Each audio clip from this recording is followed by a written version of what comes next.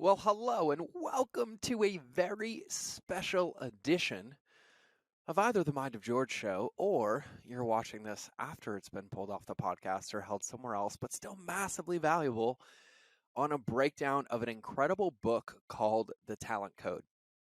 And so you're probably going to hear this intro at the beginning of the first video or the first episode, and then you'll just have some reminders from that point on about why we're reading it and why it's so important. But I wanted to set some context to understand and speak to the importance of this and what I've learned personally from my coaches, myself, my successes, and how focusing on this has always been the biggest secret to success. And so I have a couple notes here to share with you overviewing this book, because when it comes to the talent code, I'm going to be referencing other books that we've talked about before. Mike McAllister's Clockworks with Queen Bee Roll, Bo Eason's book, There's No Plan B for Your A Game, Benjamin Hardy, Be Your Future Self Now, Nicole LePera's Do the Work. And this book from Daniel Coyle on the talent code is one of my favorite books on this whole topic. And this is a conversation that comes up quite frequently in my daily conversations with people. People have been asking on the podcast, they've been DMing us. And so we decided we were going to dedicate an entire series to break down the book, exactly what you should focus on, how you should focus on doing it with our models, things that we've given you for free. So you don't even have to read the book, but you can still get the benefit. And so for me, it's important for you to understand while listening and implementing more specifically what we talk about in this book piece by piece. It's not the whole thing. It's like if you pick up one part and that lands and you pick up the next part and that lands, you grab the pieces that work for you. But it's really important because it really uncovers the secrets behind developing your talents and becoming incredibly good at what you do. And so in the talent code, you'll learn about the science and skill building on how to unlock your potential, and the three concepts that you've heard me talk about before in different lenses is deep practice, ignition, and master coaching. And so deep practice means practicing with a purpose and focusing on improving specific skills. It shows you how to work hard and push yourself beyond your comfort zone to become better. This is where we have our wedge of expectations model that would teach you, that we've already given you, and the sacred lightkeeper quadrants come in. I've also made book recommendations on this, which is the book The Wedge by Scott Carney, and then the book The Comfort Crisis by Michael Easter. Ignition is all about finding your passion and motivation. It teaches you how to discover what really excites you and keeps you going. This is where your lighthouse beacon comes in and where your movement comes in. Once you've identified these, you'll be able to skyrocket your business to the next level. So your lighthouse beacon and your movement, this is what we teach at our events. This is the core foundation underneath customer journey. And then for you personally as an entrepreneur, ignition is finding that thing that lights you up every day, irregardless of money, knowing you're doing this for the right reasons and filling your bucket, which is one of the secrets to generating success. And then the third bucket is master coaching. And that's about finding mentors and coaches who can guide you and help you grow. They have the knowledge and experience to support you on your journey. This is like someone like me or some of my close friends or my coaches, the people of the world, Alex Hermosi and Alex Sharfin and Rob Bailey and Keaton and all these incredible people. Bradley, I could name them all day. And not these people that are going to give you the answers, not these people that are going to give you a fish and pretend to teach you how to fish. The people that have been there and that are honest with you and that tell you the path is ahead and show you the workout. And then when you stumble, they help you recover and they help you get back in the field and back in the arena. Because at the end of the day, coaching, finding coaches, entrepreneurs, people who have been where you want to go, isn't about them giving you the answers. It's about them giving you the tools and to change the way that you think about using them so that you can find your answers and your path to success.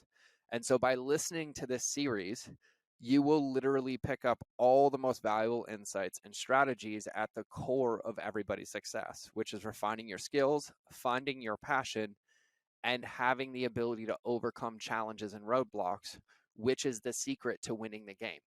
Because the more at bats you can take and the more clarity you get with each one, the more likely you are to succeed. We lose when we allowed roadblocks to get in the way of our success, to put the walls up and force us to overthink and not take any actions to improve it.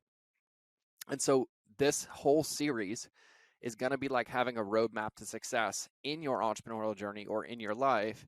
and we'll be grouping in everything I've also been teaching you in the last 400 episodes along the way. And so this entire series is from The Talent Code by Daniel Coyle. And then in addition, all of the models, content, and things that we have for you to share that will help you as long as you take them and put them into practice. So on a final note, before we get into the first chapter, in the show notes of each episode, you'll be able to find links to past episodes where you're able to deepen your learning. If I mention a specific method or episode, I will be sure to link it in the show notes so you can click over and add that to your toolbox whenever you need it, whenever you use it, and then it's there for you at your disposal. So that's what I got to wrap this up. So let's wrap the intro, and then we'll get into the first chapter.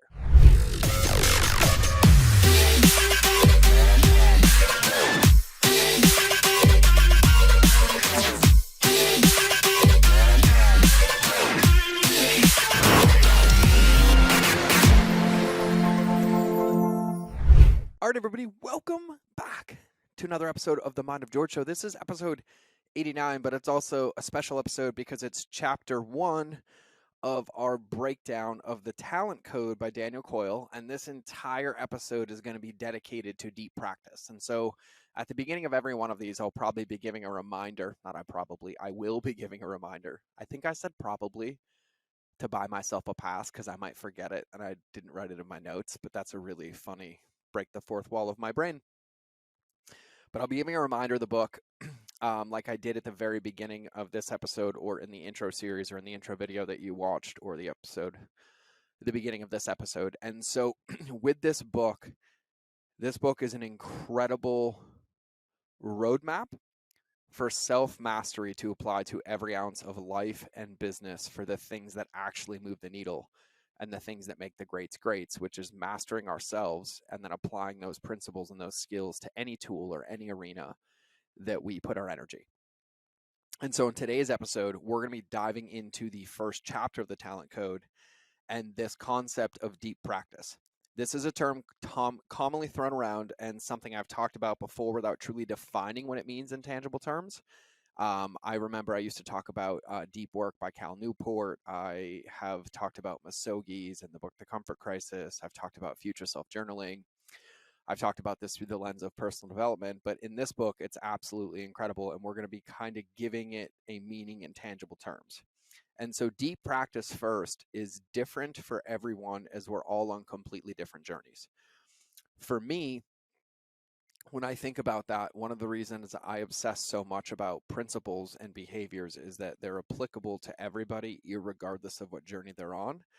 But your deep practices could look like very, very drastically different things. And so today, I'm going to make sure that you walk away with a full understanding of what deep practice is, why it's important to incorporate into your daily routine, and how you can start to create your own practice. And on one note of this, when I say why this is important to incorporate in your daily routine, what I'm really saying is why I would require you and have you bet your life and depend your life on doing them every day level of importance. Because in doing this for 40 years, this walking around in this existential meat suit that I was so heavenly gifted with and I love and appreciate every single day, no matter how many challenges I've come up against, no matter how many teachers, coaches, failures, successes, every single time I've always ended up in the same place with the same lessons reflected back to me from all those incredible people that I look up for mentorship. And it always, always comes down to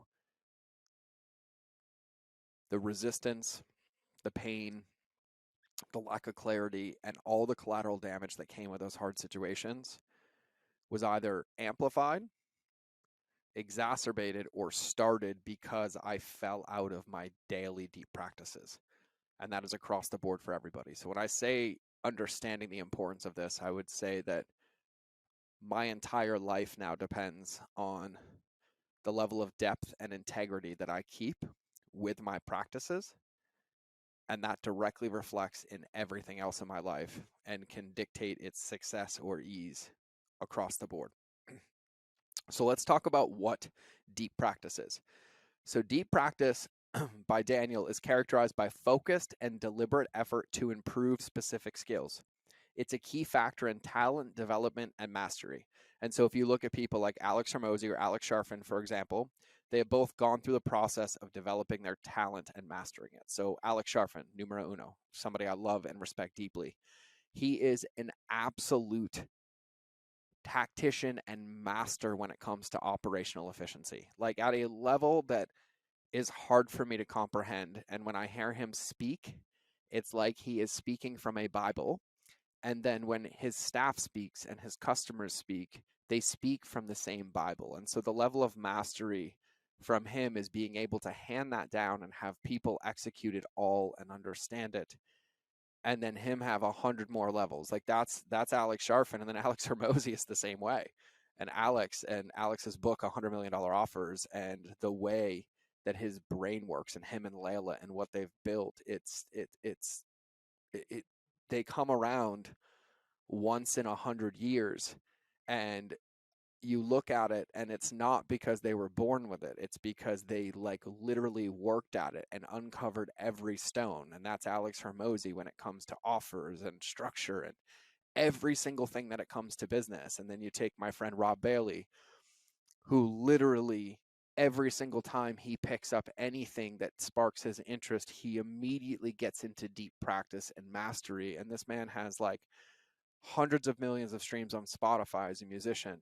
He owns race cars. He owns multiple companies. He's founded and launched them all. He's built warehouse, like gyms out of warehouses, and lived in that warehouse while live streaming and printing t-shirts, and then built literally one of the most beautiful, successful apparel brands. And like every single thing that comes from is that level of deep practice when it gets down into it. And so all of them, and I could name a lot more, have gone through the process of developing their talent, and then once they've found it, mastering it. And I will say, for me, I used to be the king of finding a talent and only getting 90%. I was good at starting it, but mastery scared me. And so then I would go find something else. And it wasn't until I started to really lean in around marketing and customer journey and my practices, and staying consistent with them and getting them to the finish line, that things started to change. And so why is deep practice so important? And for me, I like to break things down because I want to understand how things work to be able to talk about them and explain them so I don't feel so crazy all the time. And so specifically, and what I love about Daniel is he breaks down enough of the science to make me feel dangerously competent to talk about it, but I'm not. So if you want to read the book, read the book. But this is the summary.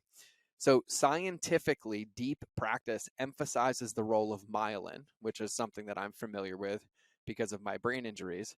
But it's a substance that wraps around neural circuits in reinforcing and strengthening the connections that support skill acquisition. But because that is something that we don't see, I wanted to share with you some things that you will see. And so where deep practice will positively impact your business. You'll be able to enhance your abilities in areas such as leadership, sales, marketing, negotiation, and problem solving. Now, what do I mean by that specifically?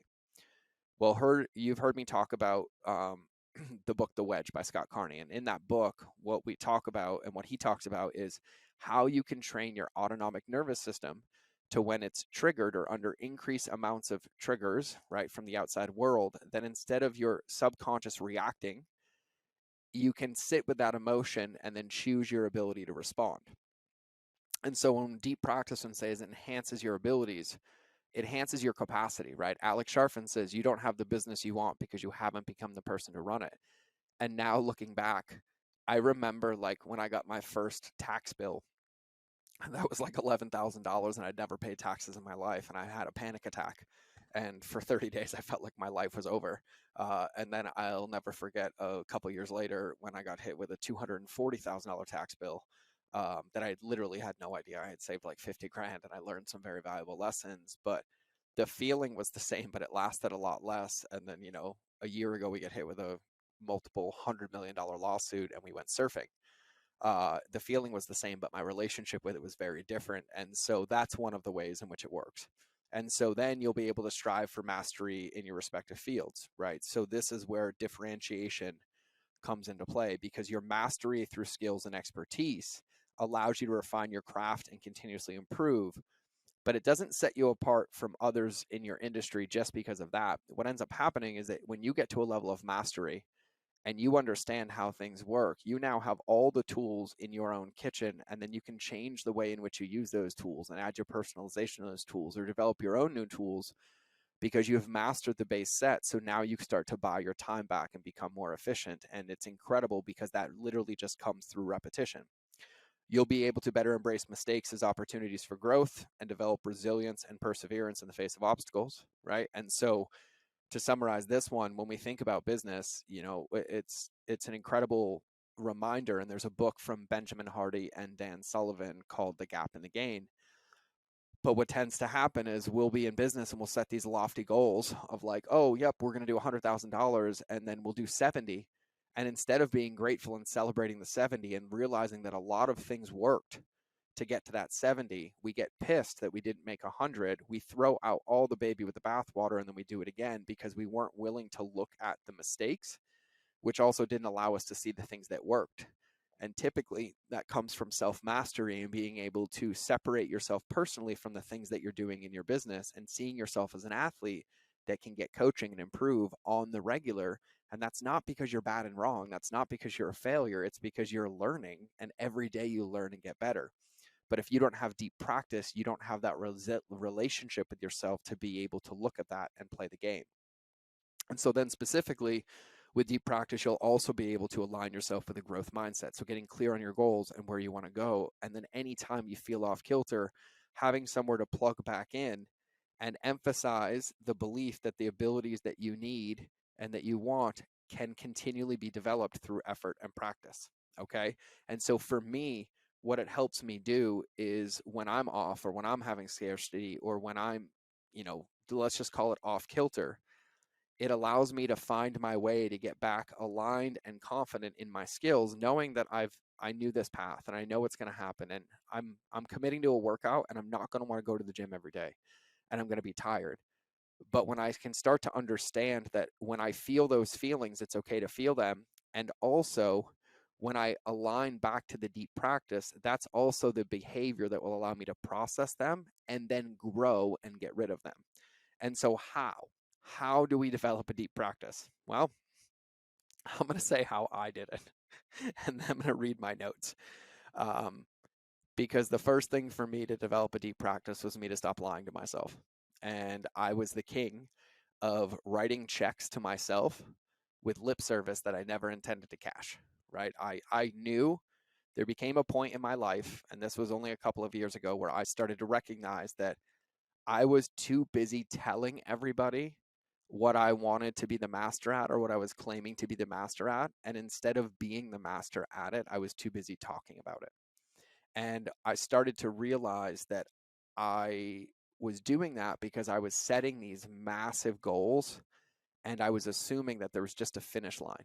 And I was looking at it the wrong way. And I thought I had to like learn in private and then only show off or talk about it when I was there. And I was missing the whole point of the game. And so for me, the how started with being like, okay, cool. Like, what do I really want to do? Like, what do I really want to be good at? Like, who do I really want to be? Right. I've recommended books for you like Vivid Vision. Once again, Benjamin Hardy, Personalities Impermanent, or Be Your Future Self Now, things like that. But I really had to start there. And I had to start to look at like where I wanted to be in a couple of years, like 2 years down the road, 4 years down the road, 5 years down the road, and not from a place of how much money's in the bank account or how many cars I have or what businesses are here, how many clients or whether I'm doing events. No, like from who I want to be as a man and as a person, and then what behaviors, right? Or what things could I be doing now that would help me be better set up to be that man or to become that man. And when I was able to do that, I got to be really honest and realize that, okay, I'm starting a marathon, but I can't run it on day one. And I had to take my own advice. I'm like, cool, like what's the first bite? And when I started getting real about the first bite, this is where the wedge of expectations came in. That's when I was able to start consistently keeping the how without distracting myself. And so when the reps are there, in order for the reps to be effective, they have to be aligned with workouts or behaviors that are going to get us where we want to be in the future, not from trying to get us away from where we used to be in the past, right? And that's where future self journaling, personalities impermanent, all that stuff comes in again. Okay. So it's about putting her in the reps. So it's going back up to home plate time and time again to swing once more. We talk about consistency over and over again, and this is where it comes into play. Consistently showing up, putting in the reps, and focusing on developing your talent, whatever that may be. Whether you do Facebook ads, you sell products, you design art. As I mentioned in a previous episode, art is only finished when you say it is. And one of the favorite things that um, my publisher told me, sorry, I was like going from art to publisher. One of my favorite things that my publisher told me was that the only time a book is ever finished is when you decide to write the conclusion, because stories are never done. And I think with deep practice, I think with mastery, that's also something that we have to understand. There's never a finish line. We're just looking for mile markers to measure growth and then figure out the next area that we want to grow in, right? And so deep practice involves pushing oneself slightly beyond the comfort zone, making mistakes, and as we talked about, engaging in targeted repetitive practice to refine skills, which is where the wedge of expectation comes in. And so for me, I realized my deep practice was basically split up into 4 areas that were important to me. My mindset, right? My mind, my body, my being, and my business. And so for me, what I did is I identified in each area 2 to 3 things that were important, that if I did them every single day, no matter what, it would help me master the things that matter to me. And in the mind, I have my stillness, some personal development. In my body, I have my physical fitness, my food, my sleep. In my being, I have some more personal development, but ways that I give it back to the world. And in my business, I just have my 3 needle movers every single day. And so then with those needle movers and in each behavior, I take the wedge of expectations and I make a minimum commitment and a maximum commitment, and I set that as my baseline. And so when I set that as my baseline, that's my daily minimum commitment, and that's minimum. That's me protecting my practice. And then I always want to add more and do more in the business and in my areas when I can, but I also always protect the floor, and I make sure that that's the most important thing. And so now that I have those baseline behaviors, if I'm ever off or I'm having a bad mood or I can't process something, I can look at it and be like, well, I haven't done my mindset stuff today. I didn't do my physical body stuff. And I always have a behavior to go back to that gets me back into practice, that gets me back into progress, and gets me back into learning. And so that's how I do it. And so for you to develop a deep practice, you have to get clear and set specific goals for your skill development or your mastery, and break them down into manageable tasks and create a structured practice routine and dedicate regular time for deliberate practice.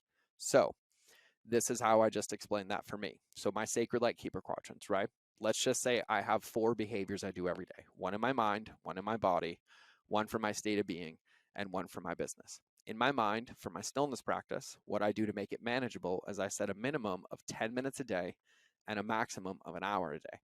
In my body, for my workout, I set a minimum of a 10-minute walk outside a day and a maximum of an hour in the gym every day, right? So those are my floors and ceilings in my wedge of expectations. And I map them all out, and then I open my calendar and I commit to those behaviors for 90 days. And those behaviors are the baseline. Those are, no matter what else is going on, those have to be done. And then that's my daily protection. And I protect that every single day. And then in that, I'm working in the business, right? I'm adding more podcasts, I'm doing those things. And if I ever get off kilter, I go back to those behaviors until I get clear on how to remedy the business situation. And so for you, you have to get clear on who you want to be in the future. This could be through the business. This could be through your physical fitness. This could be through any area.